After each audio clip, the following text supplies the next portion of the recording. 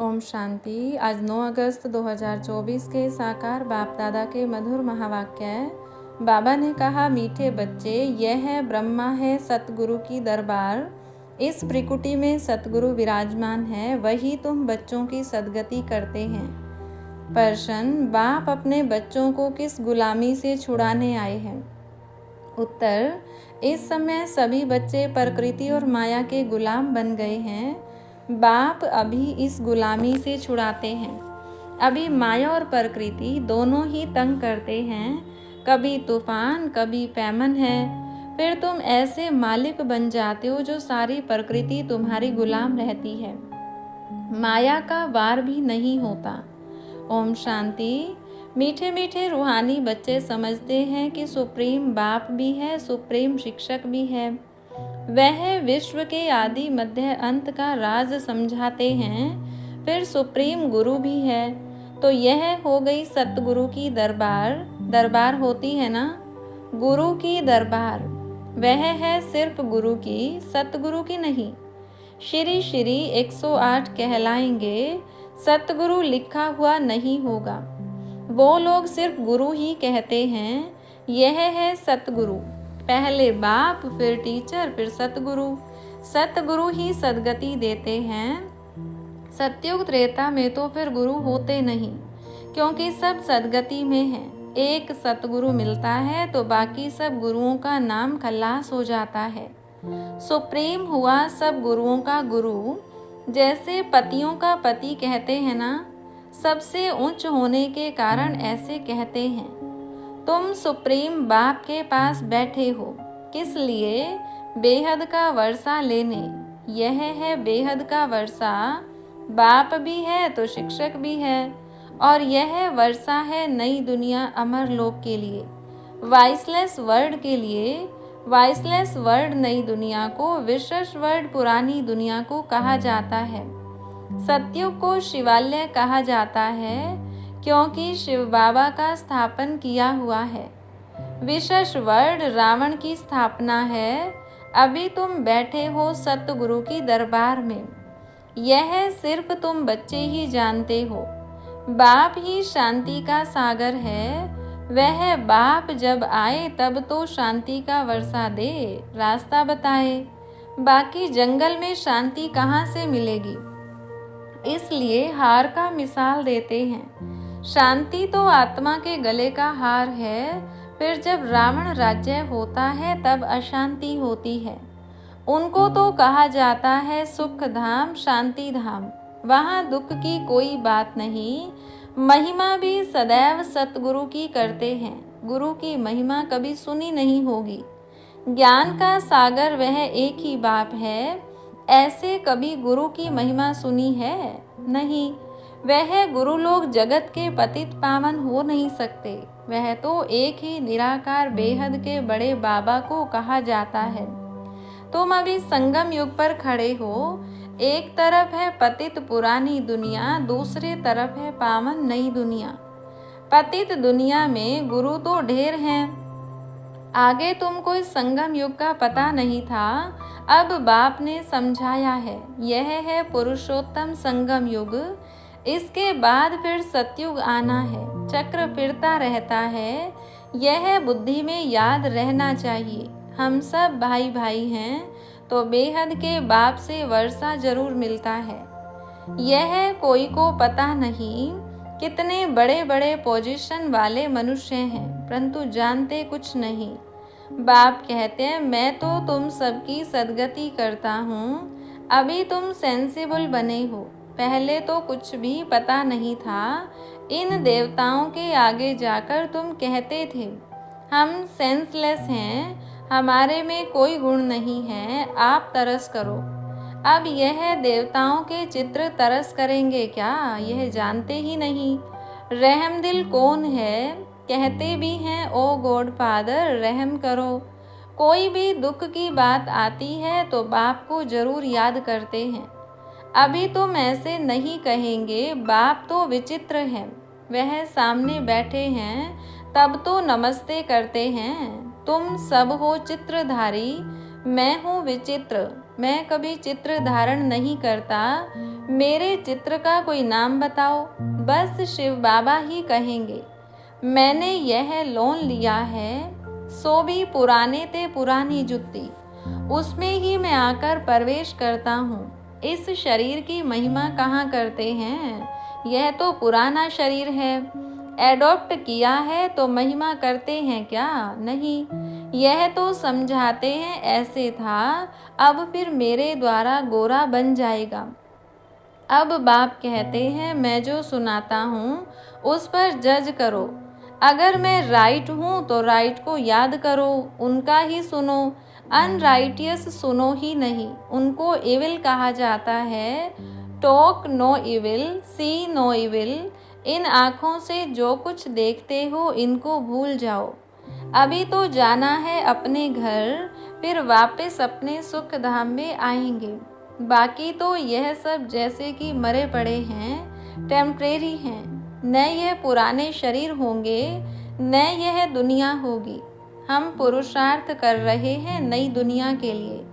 फिर वर्ल्ड की history geography repeat होती है। तुम अपना राज्य भाग्य ले रहे हो, जानते हो कल्प कल्प बाप आते हैं राज्य भाग्य देने। तुम भी कहते हो बाबा कल्प पहले भी मिले थे, वर्षा लिया था, नर से नारायण बने थे। बाकी सब एक जैसा मर्तबा तो पा नहीं सकते हैं, नंबरवार तो होते हैं। यह है स्पिरिचुअल यूनिवर्सिटी। स्पिरिचुअल फादर पढ़ाने वाला है, बच्चे भी पढ़ाते हैं। कोई प्रिंसिपल का बच्चा होता है तो वह भी सर्विस में लग जाता है। स्त्री भी पढ़ाने लग जाती है, बच्ची भी अच्छी रीति पढ़े तो पढ़ा सकती है, परंतु वह दूसरे घर में चली जाती है। यहाँ तो कायदा नहीं है बच्चियों को नौकरी करने का। नई दुनिया में पद पाने का सारा मदार है इस पढ़ाई पर। इन बातों को दुनिया नहीं जानती। लिखा हुआ है भगवान उवाच, हे बच्चों मैं तुमको राजाओं का राजा बनाता हूँ, कोई मॉडल थोड़ी बनाता हूँ। जैसे देवियों के चित्र बनाते हैं, तुम तो पढ़कर वह पद पाते हो, वह तो मिट्टी के चित्र बनाते हैं पूजा के लिए। यहाँ तो आत्मा पढ़ती है, फिर तुम संस्कार ले जाएंगे, जाकर नई दुनिया में शरीर लेंगे। दुनिया खत्म नहीं होती है, सिर्फ एज बदलती है। Golden age, silver age, copper age, iron age. 16 कला से 14 कला, दुनिया तो वही चलती रहती है, नई से पुरानी होती है। बाप तुमको राजाओं का राजा बनाते हैं इस पढ़ाई से, और कोई की ताकत नहीं जो ऐसा पढ़ा सके। कितना अच्छी रीति समझाते हैं। फिर पढ़ते पढ़ते माया अपना बना लेती है, फिर भी जितना जितना जो पढ़ा है उस अनुसार वह स्वर्ग में जरूर आएंगे। कमाई जाएगी नहीं, अविनाशी ज्ञान का विनाश नहीं हो सकता।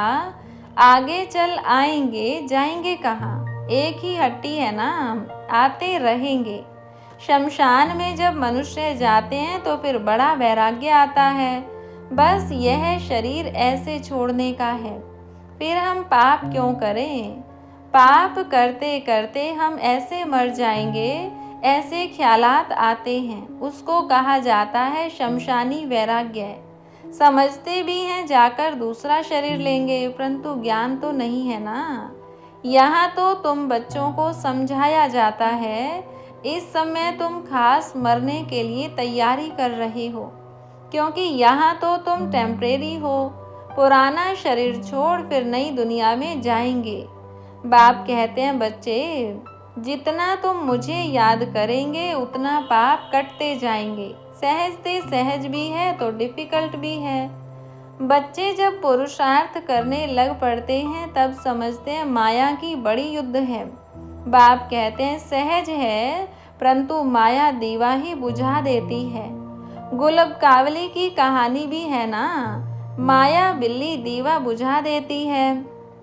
यहाँ सब माया के गुलाम हैं, फिर तुम माया को गुलाम बनाते हो। सारी प्रकृति तुम्हारी अदब में रहती है, कोई तूफान नहीं, पैमन नहीं। प्रकृति को गुलाम बनाना है, वहाँ कभी भी माया का वार नहीं होगा। अभी तो कितना तंग करती है। गायन है ना, मैं गुलाम तेरा। वह फिर कहते तू गुलाम मेरा। बाप कहते हैं अब मैं तुमको गुलाम पने से छुड़ाने आया हूँ। तुम मालिक बन जाएंगे, वह गुलाम बन जाएंगे। जरा भी चूं-चा होगी नहीं, यह भी ड्रामा में नूंद है। तुम कहते हो बाबा माया बड़ा तंग करती है, सो क्यों नहीं करेगी। इसको कहा ही जाता युद्ध का मैदान। माया को गुलाम बनाने लिए तुम कोशिश करते हो तो माया भी पछाड़ती है, कितना तंग करती है, कितने को हराती है, कईयों को एकदम खा जाती है, हप कर लेती है। भल स्वर्ग का मालिक बनते हैं, परंतु माया तो खाती रहती है। उनके जैसे पेट में पड़े हैं, सिर्फ पुछड़ी निकली है, बाकी सारा उनके अंदर है। जिसको दुबन माना दलदल भी कहते हैं। कितने बच्चे दुबन में पड़े हुए हैं, जरा भी याद नहीं कर सकते। जैसे कछुए का भ्रमरी का मिसाल है, ऐसे तुम भी कीड़ों को भू भू कर क्या से क्या बना सकते हो। एकदम स्वर्ग का परिजादा सन्यासी बल भ्रमरी का मिसाल देते हैं, परंतु वह कोई भू भू कर बदलते थोड़े हैं। बदली होती है संगम पर। अभी यह है संगम युग। तुम शूद्र से ब्राह्मण बने हो तो जो विकारी मनुष्य हैं उन्हों को तुम ले आते हो। कीड़े में भी कोई भ्रमरी बन जाते हैं, कोई सड़ जाते हैं, तो कोई फिर अधूरे रह जाते हैं। बाबा ने यह बहुत देखे हैं। यहाँ भी कोई अच्छी रीति पढ़ते हैं, ज्ञान के पंख जम जाते हैं। कोई को आधा में ही माया पकड़ लेती है तो कच्चे ही रह जाते हैं। तो यह मिसाल भी अभी के हैं। वंडर है ना, भ्रमरी कीड़े को ले आकर आप समान बनाए। यह एक ही है जो आप समान बनाते हैं। दूसरा सर्प का मिसाल देते हैं। सतयुग में बस एक खाल छोड़ दूसरी ले लेते हैं, झट साक्षात्कार होता है। अब शरीर छोड़ने वाले हैं, आत्मा निकल दूसरे गर्भ महल में बैठती है। यह भी एक मिसाल देते हैं। गर्भ महल में बैठा था, उनको बाहर निकलने दिल नहीं होती है, फिर भी बाहर आना तो है ही जरूर। अभी तुम बच्चे हो, संगम युग पर ज्ञान से ऐसे पुरुषोत्तम बनते हो। भक्ति तो जन्म जन्मांतर की, तो जिन्होंने जास्ती भक्ति की है वही आकर नंबरवार पुरुषार्थ अनुसार पद पाएंगे। अभी तुम्हारी बुद्धि में सारा ज्ञान है, बाकी शास्त्रों का ज्ञान कोई ज्ञान नहीं है। वह तो है भक्ति, उनसे कोई सद्गति नहीं होती है। सद्गति माना वापस घर जाना। घर में कोई जाता नहीं। बाप खुद कहते हैं मेरे साथ कोई मिलता नहीं, पढ़ाने वाला साथ ले जाने वाला भी चाहिए ना। बाप को कितना ख्याल रहता है। 5000 वर्ष में बाप एक ही बार आकर पढ़ाते हैं। तुम घड़ी घड़ी भूल जाते हो कि हम आत्मा हैं। यह एकदम पक्का कर लो, हम आत्माओं को बाप पढ़ाने आए हैं। इसको कहा जाता है स्पिरिचुअल नॉलेज। सुप्रीम रूह हम रूहों को नॉलेज देते हैं। संस्कार भी आत्मा में रहते हैं। शरीर तो खत्म हो जाता है, आत्मा अविनाशी है। तो यह ब्रह्मा की भ्रिकुटी है, सतगुरु का दरबार। यह इस आत्मा का भी दरबार है। फिर सतगुरु ने आकर इनमें प्रवेश किया है। इसको रथ भी कहते हैं, दरबार भी कहते हैं। तुम बच्चे स्वर्ग के गेट खोल रहे हो श्रीमत पर। जितना अच्छी रीति पढ़ेंगे उतना सतयुग में उच्च पद पाएंगे। तो पढ़ना चाहिए। टीचर के बच्चे तो बहुत होशियार होते हैं, परंतु कहते हैं ना घर की गंगा का रिगार्ड नहीं। बाबा का देखा हुआ है, सारे शहर का किचड़ा गंगा में पड़ता है, फिर उनको पतित पावनी कहेंगे। मनुष्यों की बुद्धि देखो कैसी हो गई है। देवियों को सजाकर पूजा आदि कर फिर डुबो देते हैं। कई तो उस पर पाँव रख कर भी डुबोते हैं। बंगाल में पहले रिवाज था, किसी का प्राण निकलने पर होता था तो उनको झट गंगा पर ले जाते थे। वहाँ पानी में डाल हरि बोल कर मुख में पानी डालते रहते थे। ऐसे प्राण निकाल देते थे। वंडर है ना। अभी तुम बच्चों की बुद्धि में चढ़ाई उतराई का पूरा ज्ञान है, नंबरवार पुरुषार्थ अनुसार। अच्छा, मीठे मीठे सिकिलधे बच्चों प्रति माता पिता बाप दादा का याद प्यार और गुड मॉर्निंग। रूहानी बाप की रूहानी बच्चों को नमस्ते। रूहानी बच्चों की रूहानी बाप दादा को नमस्ते। धारणा के लिए मुख्य सार। पहली पॉइंट, बाप जो सुनाते हैं वही सुनना और जज करना है कि राइट क्या है। राइट को ही याद करना है। अनराइटियस बात को न सुनना है, न बोलना है, न देखना है।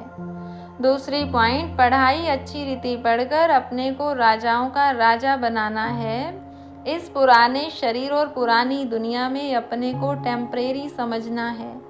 वरदान, एकाग्रता की शक्ति से परवश स्थिति को परिवर्तन करने वाले अधिकारी आत्मा भव।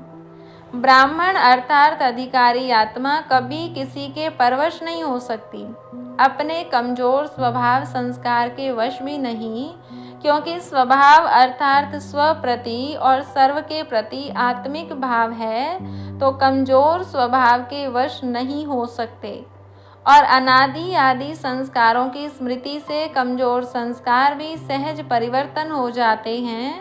एकाग्रता की शक्ति परवश स्थिति को परिवर्तन कर मालिकपन की स्थिति की सीट पर सेट कर देती है।